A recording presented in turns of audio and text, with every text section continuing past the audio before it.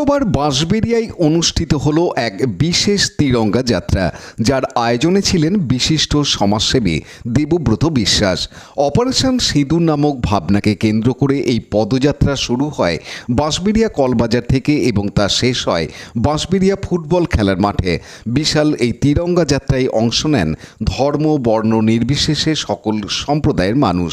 তিরঙ্গা যাত্রা শুরুতে সমাজসেবী দেবব্রত বিশ্বাস লাল বাহাদুর শাস্ত্রীর মূর্তিতে মাল্যদান করে শুরু করেন। পদযাত্রার মূল উদ্দেশ্য ছিল ভারতের বীর সৈনিক ও শহীদদের প্রতি সম্মান জ্ঞাপন এবং দেশের ঐক্য ও গর্বের বার্তা ছড়িয়ে দেওয়া। দেবব্রত বিশ্বাস তার ভাষণে স্মরণ করিয়ে দেন কাশ্মীরের পেহেলগাঁওতে ঘটে যাওয়া হামলা এবং সেই ঘটনায় নিহত নিরীহ নাগরিক ও সন্ত্রাসবাদীদের হাতে নিগৃহীতা নারীদের কথা। তিনি বলেন, যে সমস্ত মায়ের সিঁদুর মুছে গিয়েছিল সন্ত্রাসবাদের নির্মম আঘাতে, ভারত তার কড়া জবাব অপারেশন সিঁদুরের মাধ্যমে দিয়েছে। এই জবাব শুধু সন্ত্রাসবাদীদেরই নয়, পাকিস্তানকেও স্পষ্ট বার্তা দিয়েছে। তিনি আরও বলেন, ধর্মকে সামনে রেখে নিরীহ প্রাণ ও নারীদের সিঁদুর বলিদান এটি সমগ্র ভারতের কাছে গভীরভাবে নিন্দনীয়।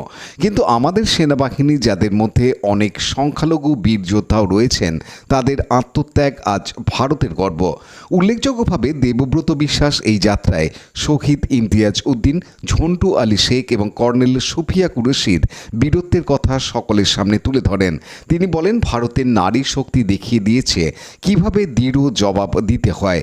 পদযাত্রা শেষে দেবব্রত বিশ্বাসের নেতৃত্বে উচ্চারিত হয় ভারত মাতা কি জয়, হিন্দুস্তান জিন্দাবাদ এবং পাকিস্তান মুর্দাবাদ সহ একাধিক দেশাত্মবোধক স্লোগান। এই তিরঙ্গা যাত্রা শুধু একটি পদযাত্রা নয়, এটি ছিল ভারতের আত্মবিশ্বাস, ঐক্য এবং শক্তির এক গর্বিত বহিঃপ্রকাশ।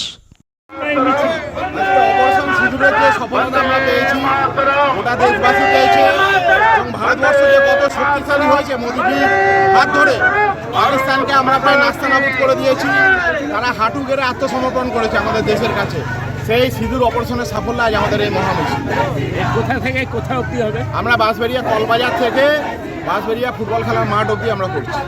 এটি সমস্ত ভারতীয়রাই অংশ? সমস্ত ভারতীয়রা এখানে আমরা সবাই মিলে অপারেশন সিঁদুরের যে সফলতা আমরা পেয়েছি, আমরা মোদিজির নেতৃত্বে যে ভারতবর্ষ শক্তিশালী হয়েছে, কলকাতা থেকে আমাদের রাকেশ দা এসছে, আমাদের মাইনরিটি আমাদের মোনার ভাইরা আছে, সমস্ত সনাতনী ভাইরা, রাষ্ট্রবাদী মুসলিম ভাইরা, সকলে মিলে মায়েরা মিলে আমরা আজকে আমাদের এই মিছিল।